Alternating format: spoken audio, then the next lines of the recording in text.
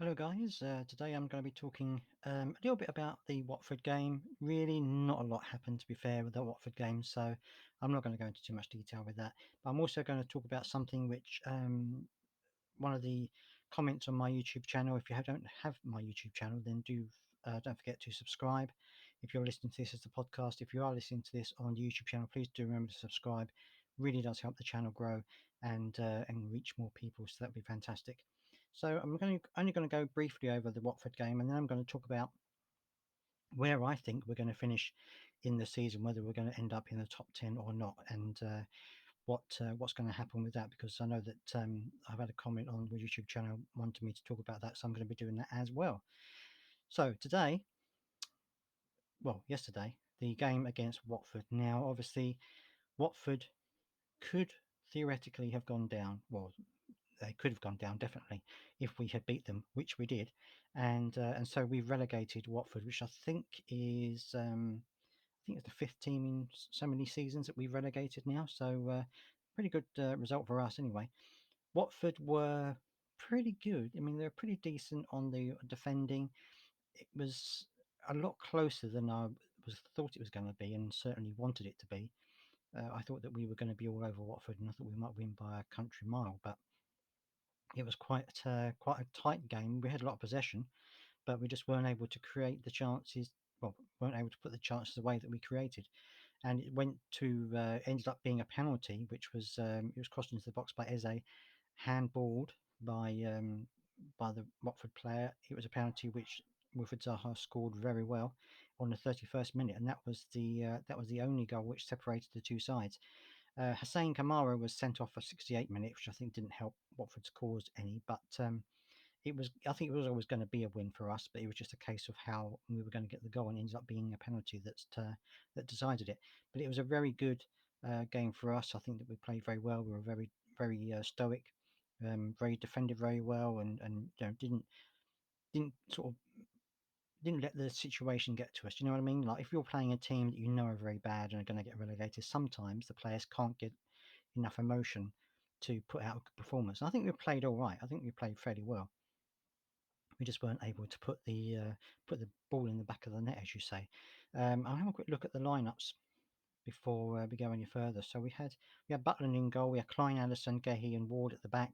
Ward having another fantastic game at left back, standing in for Tarek Mitchell. I think he's had a great spell at that left back position while Tarek Mitchell's been out. Conor Gallagher, Hughes, and Eze in the middle. Hughes, I thought, had a great game. I thought he dominated the midfield as we know he can, as he has done this season. And we had Elise, Edouard, and Zaha up front. Edouard, I think, had a good game. I thought he didn't play too badly at all, and it's going to be interesting to see what happens to him at the end of the season, because it seems as though Patrick Vieira fancies Mateta over Edouard. But I think Edouard had a good game yesterday, so it's going to be interesting to see what happens with those two. There is rumours, of course, that Benteke will be leaving at the end of the season, that he's surplus to requirements in the front there. I think that's possibly a good idea. I think Mateta can hold the ball up as well as Benteke can, so I don't think they need someone to hold the ball up. I think Mateta can do that, and Edouard to a certain extent can do that. So I think he may well leave. Benteke may well leave at the end of the season. Also, some indications that, well, say indications, it happens every time you get to this point in the season. Someone says in the news Zaha is leaving, and apparently there's Newcastle, there's Manchester United are back interested with him again. There are two of the North London clubs are interested in him, and it looks as though everyone's interested in him. But it happens every season. Every season, these stories come out of the woodwork and they never come true. Nothing ever happens from them. And I don't think he'll go this season anyway, because he loves playing under Patrick Vieira. You can see that he's having a resurgence in his form again. And I think he's going to be happy to see out his career here, to be fair, because he's in a good young squad who is progressing well, and I think he could go somewhere else, but he's not going to be. He may not necessarily be first pick on the team sheet if he goes to a bigger club. So I think he's going to be. I think he's going to be staying with us anyway. Anyway, so that was the lineup, and stats wise, it was pretty significant in our favour. We had 68% possession, 7 shots on target from 15 shots. Um, 530 passes to 240, and pass accuracy 85%. Very good game indeed. It was always going to be a tough game playing a Roy Hodgson side because he tends to want them to defend really hard and really well, and they did, which is why they didn't get a lot of possession. But this is kind of how we played last season. Not having a lot of possession, but then trying to get back on the break. So I think it was actually a very good game for Watford, but unfortunately, it's the end for them in the Premiership.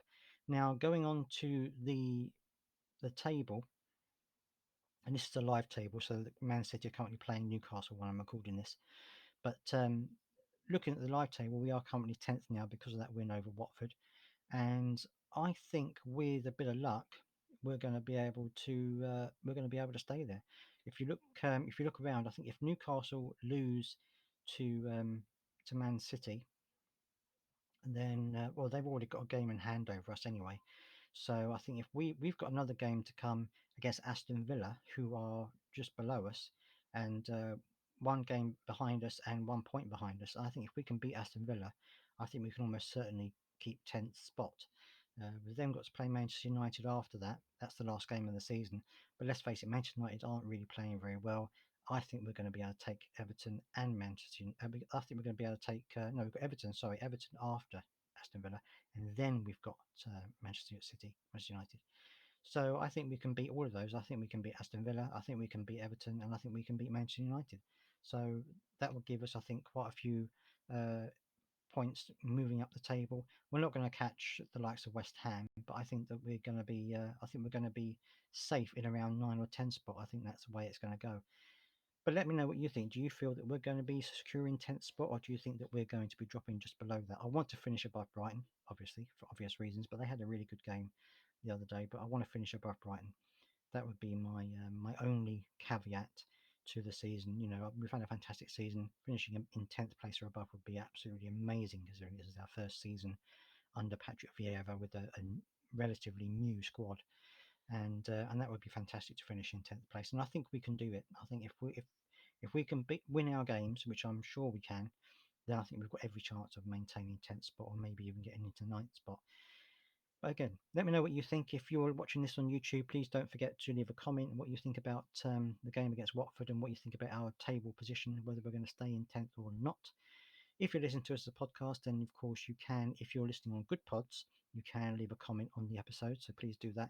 If not, then you can get hold of me on Twitter, which is Palace to the Core. I'm also on Instagram, which is also Palace to the Core. So either one of those, leave me a little message and let me know what you think is going to happen this season. It's been a fantastic season. I really enjoyed it. And I'm going to be doing a roundup video at the end of the season, talking about the whole season as it is and how I think we've gone and what we could be doing for next year. But thank you for joining me. I really appreciate you coming to see me. And until next time, I'll see you later. Bye bye.